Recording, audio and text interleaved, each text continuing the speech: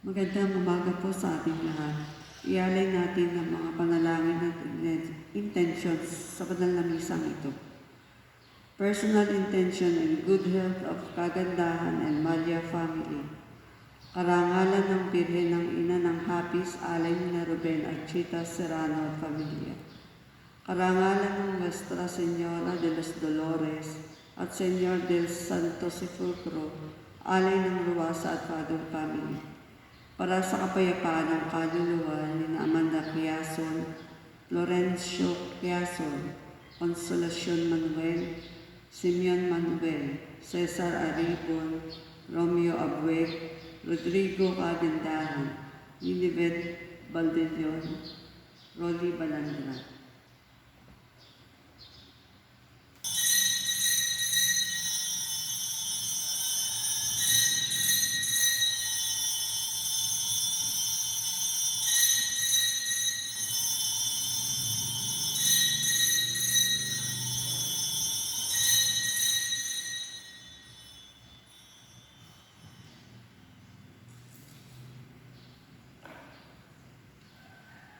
Diyos ko, huwag akong talikdan, pagtulong mo ay bilisan. Ako'y uod na sugatan, hinahamak, inuuyam ng taong nagtatawanan. Sa ngalan ng Ama, ng Anak, at ng Espiritu Santo, Amen. ang pagpapala ng ating Panginoong Jesucristo, ang pag-ibig ng Diyos Ama, at ang pakikipagkaisa ng Espiritu Santo, naway sumainyo lahat. At sumayo rin.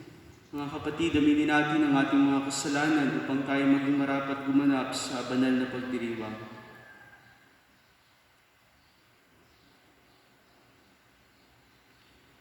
Inaamin ko sa makapangyarihang Diyos at sa inyo mga kapatid, na lubha akong nagkasala sa isip, sa salita, sa gawa, at sa aking pagkukulang, kaya sinasama ko sa mahal na Birhen Maria, sa lahat ng mga anghel at mga banal, at sa inyo mga kapatid na ako'y panalangin sa Panginoong ating Diyos.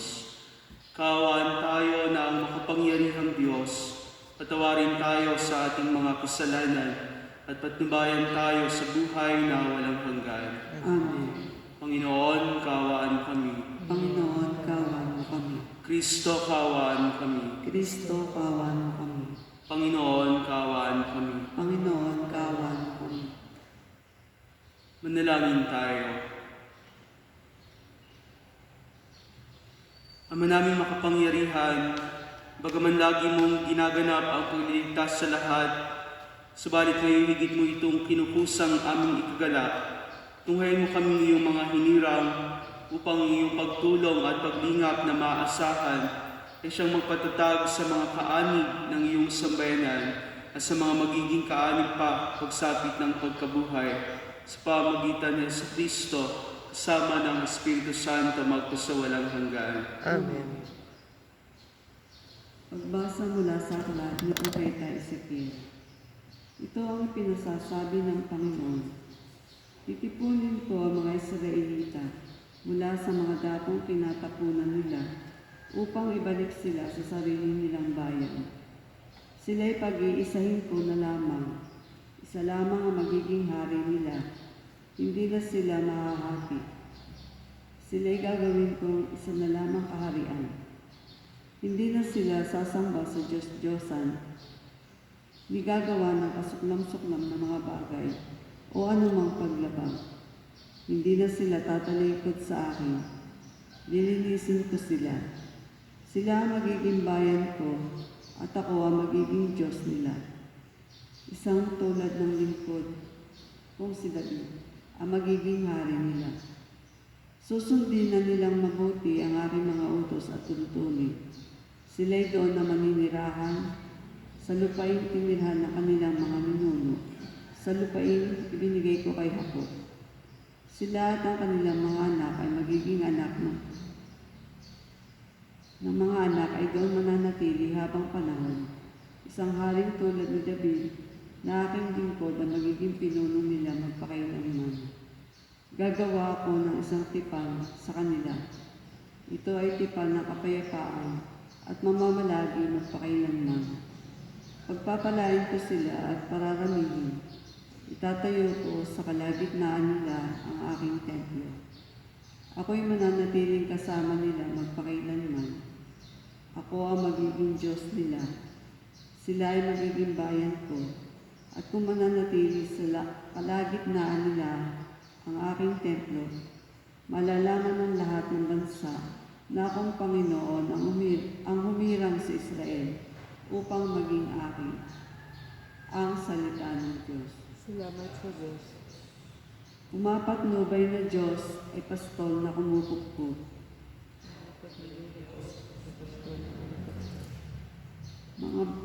Mga bansa, pakinggan ninyo ang sabi ng Poon at ipahayag ninyo sa malalayong lupain. Pinapangalat ko ang mga anak ng Israel, ngunit sila'y muli kong titipunin at aalagaan, gaya ng pagbabantay ng isang pastol sa kanyang mga tupa. Umapatnubay na Diyos ay pastol na kumupukpok. Sapagkat tinubos ng Poon si Jacob at pinalaya sa kapangyarihan ng kaaway na lubhang makapangyarihan at malakas. Aakyat silang nagsisigawan sa tuwa patungo sa bundok ng Siyon. Tigib ng kaligayahan dahil sa mga pagpapala ng Poon. Umapatnubay na Diyos ay pastol na kumupukpok. Kung magkagayon, sasayaw sa katuwaan ng mga dalaga, makikigalak pati mga binata at matatanda. Ang kanilang dalamhati ay magiging tuwa. Papalitan ko na kagalakan ang kanilang kalungkutan. Umapatnubay na Diyos ay pastol na kumupukpok. Sinabi ng Poong mahal, kasamaan ay layuan, kasalan ay pagsisihan, kayo ay magbagong buhay, magbalik loob na tunay.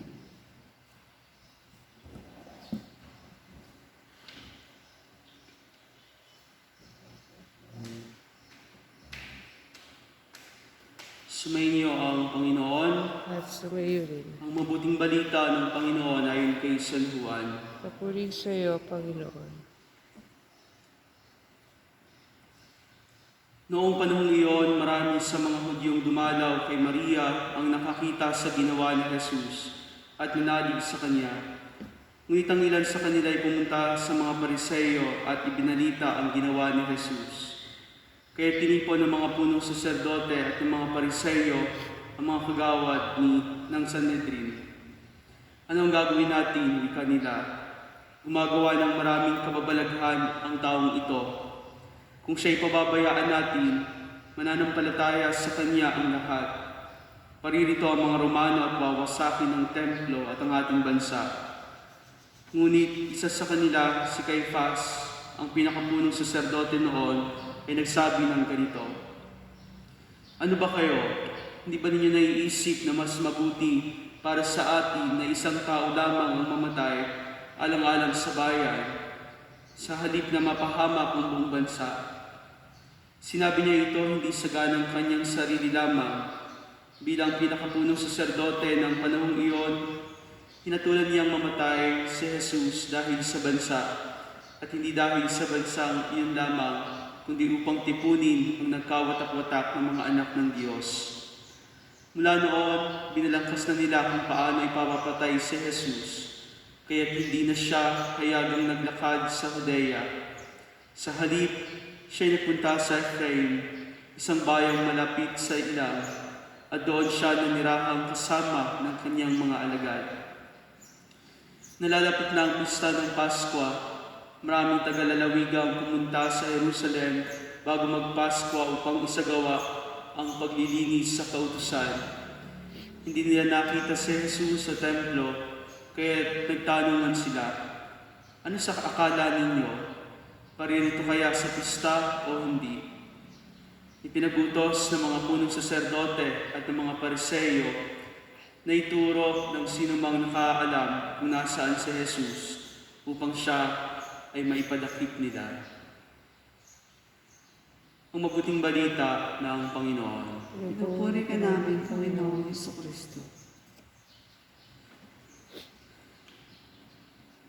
The blood of martyrs is the seed of Christians. Ito mga kapatid, ang mga dugo ng marami ng mga nag-alay ng kanilang buhay alang-alang sa pananampalataya. Ano siyang isang binhi o pinag-ugatan ng mga Kristiyano sa ating panahon ngayon. Subalit bago pa man mag-alay ang mga martir na ito, mayroong mas naunang nag-alay ng kanyang buhay na kung saan ito ang tunay na talagang naging daan tungo sa ating kaligtasan. At ito'y walang iba kundi ang ating Panginoong Jesus. Na mga kapatid, sa nalalapit na Semana Santa na ating pasisimulan bukas, muli nating pagninilayan, pagdarasalan, at muling gugunitain itong hayagang pagbibigay ng pagmamahal ng Diyos para sa atin. Itong kanyang patuloy na pinakita na sa pamamagitan ng krus para sa iba, kahit sa panahon nila, ito'y nakakahiya, isang karumal-dumal na parusa para sa isang makasalanan. Pero ang Diyos, ang Panginoong Jesus, bagamat walang sala, ay inako ang krus na ito upang tayong lahat ay maligtas. Sa ating Ebanghelyo, ipinakita kung paano nila binala at pinagplanuhang ipadakip ang ating Panginoong Jesus. At sinabi ng punong saserdote na kung saan sa ngalan ni Caifás ay hindi lamang sa pamagitan ng kanyang sariling buhay ng ating Panginoong Jesus upang maligtas ang kanilang bayan, sapagkat nalalaman nila na ang dahilan kung bakit nila ipapapatay si Jesus ay naroon dumarami yung naniniwala o sumasampalataya sa Kanya, na baka sila ay salakayin ng mga Romano at sirain ang templo. Gayunpaman, sa pamagitan ni Caifás na ito, pinakita na doon na si Jesus mismo ang talagang mag-aalay ng buhay upang maging daan sa kaligtasan sa ating mga kasalanan. Pinapakita mga kapatid ang mensahe. Una, katulad din na binabanggit sa unang pagbasa, ang Diyos ay sadya namang tapat sa kanyang pangako. Kung paano muling tinipon ng Diyos ang nagkawatak-watak ng mga Israelita nung bumagsak sila sa pamagitan ng mga Babilonya, ay muling tinipon at ginawang isang bansa. Nagkaroon ng isang hari na nangalaga sa kanila. Nagkaroon ng pagkakaisa itong mga Israelita na ipinapakita na ang Diyos ay talagang tapat kapag siya'y gumawa ng pangako. At tayo rin mga kapatid, isang hamon para sa atin, ano man ang ating gawain sa buhay, napakahalaga ng pananagutan na tayo maging tapat sa bawat gawain, sa ating estado ng buhay, sa ating katatayuan, nasaan man tayo, napakahalaga ng katapatan. Sapagkat ang pagiging katapat na ito ay pagiging tapat din sa ating Panginoon. Kung ang Diyos ay nauna ng naging tapat, tayo rin ay naasahang maging tapat sa lahat ng bagay sa ating buhay. Ang ikalawa, walang iba kundi ang mensahe na ating pagninilayan ngayong mga panahon ng banal na araw, walang iba kundi ang pagmamahal ng Diyos, na kung hanggang ngayon hindi pa rin nababatid ng sangkatauhan ang pagmamahal na ito, ay para bang hindi natin pinapahalagahan yung pag-aalay ni Jesus ng kanyang sariling buhay alang-alang sa ating kaligtasan. Na ang pag-ibig na ito ay hanggang ngayon madarama pa rin natin. Halos magdadalawang taon na nga simula nung tayo ay pumasok o sumailalim sa pandemyang ito na nagpahirap sa ating buhay. Ngayong mga panahon na ito, muli na naman natin hindi magagawa ang pampublikong pagpaparangal sa Diyos, ang pagsamba sa Kanya, pero hindi nangangahulugan na ang Semana Santa ay hindi na maipagdiriwang. Ang mga banal na araw na ito ay mga araw kung saan pagninilayan natin kahit pa sa ating mga sariling tahanan ang Diyos na patuloy na nagmamahal sa bawat isa sa atin. Hindi lamang sa pagiging tapat, kundi sa kanyang wagas na pag-aalay ng buhay. Sapagkat ito naman talaga ang tunay na naging daan tungo sa ating kaligtasan, lalo tigit sa ating mga pagkakasala na maging hanggang ngayon ay patuloy pa rin natin dala ng ating kahinaan ay nagagawa natin. Sa mga panahon na ito, patuloy nawa tayo lumapit sa Diyos. Hilingin natin ang isang puso na handang magbago, isang puso na marunong magpakumbaba at lalo tigit na tanggapin ang ating mga kahinaan upang tayo rin ay papanibaguhin ng Diyos na maramdaman at maisabuhay ang kanyang pagiging tapat at pagmamahal ng ating Panginoon. The blood of martyrs is the seed of Christians. Amen.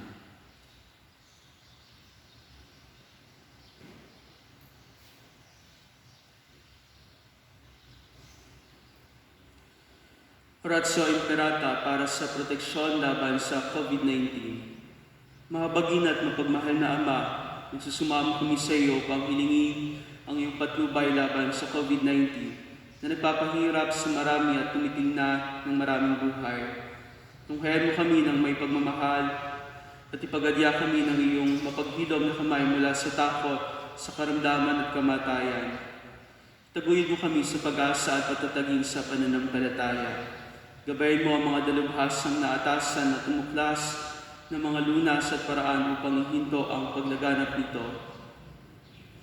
Nagpapasalamat kami sa mga bakunang naisulong sa patnubay ng iyong mga kamay. Pagpalain mo ang aming mga pagsisikap na mawakasan ang mga bakuna ng pandemya sa aming bayan. Patnubayan mo ang mga lumilingap sa may sakit upang ang kanilang pagkalinga ay malaki pa ng husay at malasakit. Pagkalooban mo sila ng kalusugan sa isip at katawan, katatagan sa kanilang paninindigang maglingkod at ipagsanggalang sa karamdaman. Tinataas namin ang mga nagdurusa, makamtanawa nila ang mabuting kalusugan. Lingapin mo rin ang mga kumakalinga sa kanila, pagkamitin mo ng kapayapaang walang hanggan ang mga pumanaw na. Pagkalooban mo kami ng biyaya na magtulong-tulong tungo sa ikabubuti ng lahat. Pukawin sa amin ang pagmamalasakit sa mga nangangailangan, sa pagdamay at malasakit namin sa bawat isa, malampasan nawa namin ang krisis na ito at lumago sa kabanalan at pagbabalik-loob sa iyo. Nihiling namin ito sa pamamagitan ng Jesucristo na nabubuhay at naghaharing kasama mo at ng Espiritu Santo, isang Diyos magpasawalang hanggan. Amen. Dumudulog kami sa iyong patnubay, mahal na Ina ng Diyos. Pakinggan mo ang aming mga kahilingan sa aming pangangailangan at ipagadya mo kami sa lahat ng kasamaan, maluwalhati at pinagpalang Birhen. Amen. Mahal na Birhen ng Fatima, mapagpagaling sa may sakit. Panalangin mo kami. San Jose, Panalangin mo kami. San Rafael Arcangel, Panalangin mo kami. San Roque, Panalangin mo kami. San Lorenzo Luis, Panalangin mo kami. San Pedro Calungsod, Panalangin mo kami.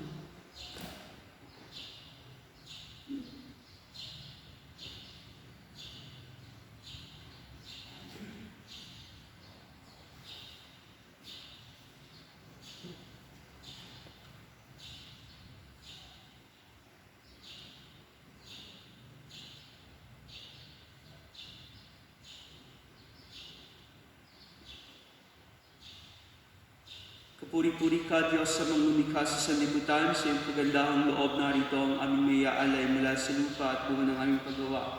Ang tinapay na ito para maging pagkain nagbibigay buhay. O may kapal ngayon at kailanman.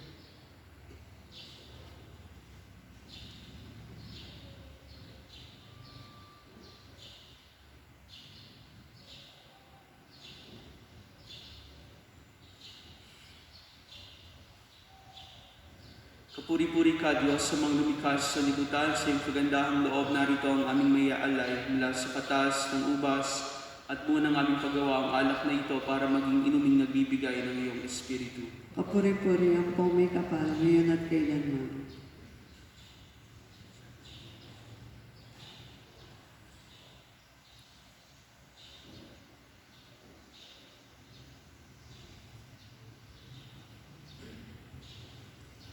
Manalangin kayo mga kapatid upang ang paghahain natin ay kaligdan ng Diyos sa mga makapangyarihan. Tanggapin nawa ng Panginoon itong pag-aayon sa iyong mga kamay, sa kapurihan at karangalan, sa ating kapakinabangan at sa buong sambayanan ng Banal. Ama naming lumikha, kami ay iyong dinudulutan ng walang hanggang buhay sa pagpapahayag namin ng pagsampalataya sa iyong ngalan, sa pagdiriwang ng muling pagsilang noong kaming binyagan. Tanggapin mo ang aming mga alay at panalangin upang ang mga umaasang magiging kaanig ng sambayanan ay huwag masiphayo sa kanilang inaasam at ang mga umaasang patatawarin sa kasalanan ay tumanggap ng kanilang nilulunggating makamtan sa pamagitan ng Jesucristo kasama ng Espiritu Santo magpasawalang hanggan. Amen. Sumainyo ang Panginoon. At sumayo rin. Itaas sa Diyos ang iyong puso at diwa. Itinaas na namin sa Panginoon. Pasalamatan natin ang Panginoong ating Diyos. Marapat na siya ay pasalamatan. Ama naming makapangyarihan, tunay nga marapat na ikaw ay aming pasalamatan. Sa pagpapakasakit ng gili mong anak, ang sangkatauhay, minarapat mong magpahayag ng iyong dakilang pag-ibig sa lahat, na pawang nais mong tubusin ng Mesiyas. Sa harap ng iyong kadakilaan, tapos ang dila naming magsaysay sa pag-ibig na makapangyarihang sa krus ay itinanghal. Sa krus, ipinasyang patawarin ng mga tao. Sa krus, nagtagumpay ang ipinakong si Kristo. Kaya kaysa ng mga anghel na nagsisiawit ng papuri sa iyo na walang humpay sa kalangitan, kami nagbubuni sa iyong kadakilaan. Santo, Santo, Santo, Panginoong Diyos ng mga hukbo, napupuno ang langit at lupa ng kadakilaan mo, o sana sa kaitasan. Pinagpalaan na paririto sa ngalan ng Panginoon, o sana sa kaitasan. Ama naming banal, ikaw ang bukal ng tanang kabanalan. Kaya't sa pamagitan ng iyong Espiritu, gawin mong banal ang mga kaloob na ito upang para sa amin maging katawan at dugo ng aming Panginoong Heso Kristo. Bago niya pinagtiis ang pusang loob na maging handog, hinawakan niya ang tinapay, nasalamatan kaniya, naghati-hati niya iyon, niabot sa kanyang mga alagad at sinabi, "Tanggapin ninyong lahat ito at kanin. Ito ang aking katawan na ihahandog para sa inyo."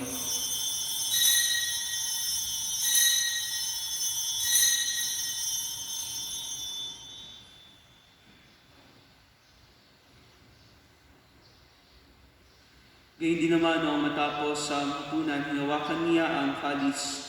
Muli kaniyang pinasalamatan, iniabot niya ang kalis sa kaniyang mga alagad at sinabi, "Tanggapin ninyong lahat ito at inumin. Ito ang kalis ng aking dugo, ng bago at walang hanggang tipan. Ang aking dugo na ibubuhos para sa inyo at para sa lahat, sa ikapagpapatawad ng mga kasalanan. Gawin ninyo ito sa pag-alala sa akin."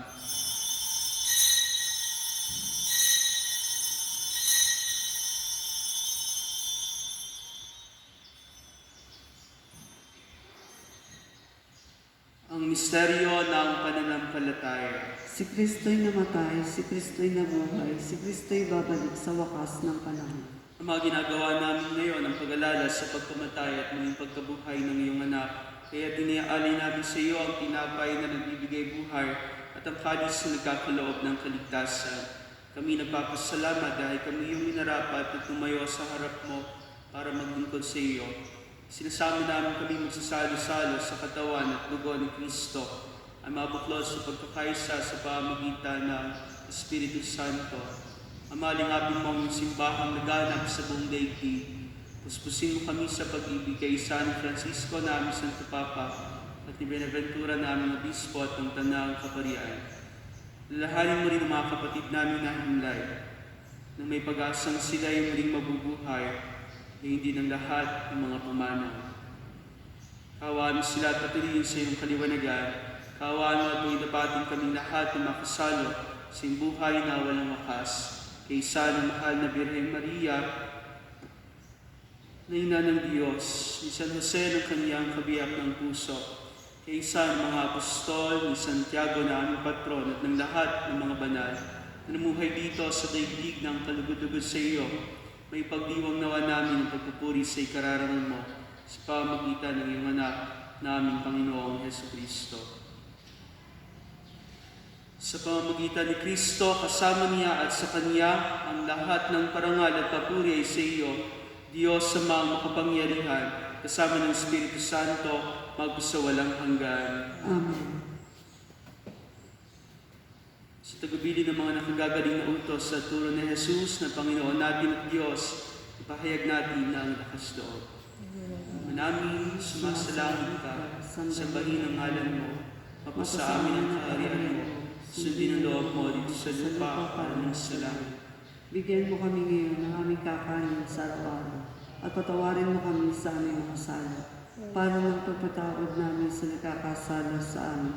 At huwag mo kaming paintulot sa tukso at iadya mo kami sa lahat ng masama. Amen. Hinihiling namin kami adya sa lahat ng masama at kalooban ng kapayapaan araw-araw. Ligtas sa kasalanan at ilayo sa lahat ng kapahamakan. Samantalang aming pinananabikan ang dakilang araw ng pagpapahayag ng tagapagligtas namin si Heso Kristo. Sapagkat sa iyo ang kaharian, ang kapangyarihan at ang kapurihan, magpakailanman. Amen. Panginoong Heso Kristo, sinabi mo sa iyong mga apostol, kapayapaan ang iniiwan ko sa inyo, ang aking kapayapaan ang ibinibigay ko sa inyo. Tunghayan mo ang aming pananampalataya at huwag ang aming pagkakasala. Pagkalooban mo kami ng kapayapaan at pagkakaisa ayon sa iyong kalooban, kasama ng Espiritu Santo magpus sa walang hanggan. Amen. Ang kapayapaan ng Panginoon ay laging sumainyo. At sumayo rin. Bigay kayo ng kapayapaan sa isa't isa. Kordero ng Diyos na nag-aalis ng mga kasalanan ng sanlibutan, maawa ka sa amin. Kordero ng Diyos na nag-aalis ng mga kasalanan ng sanlibutan, maawa ka sa amin. Kordero ng Diyos na nag-aalis ng mga kasalanan ng sanlibutan, pagkaloob mo sa amin ang kapayapaan.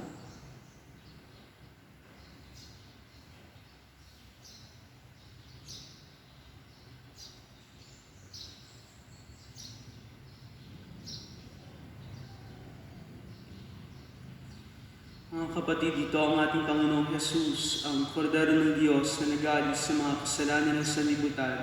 Mapalad ang mga inaniyahan sa kanyang piging.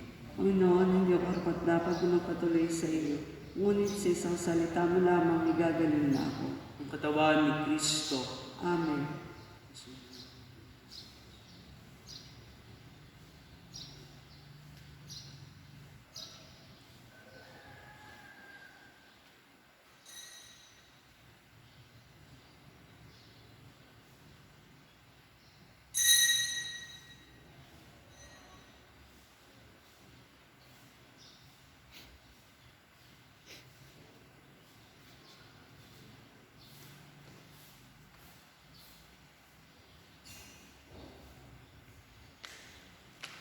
Si Kristo ay inihain upang sa Kanya itipunin mga nawalay sa supling ng poong Diyos na budihing may malasakit sa atin.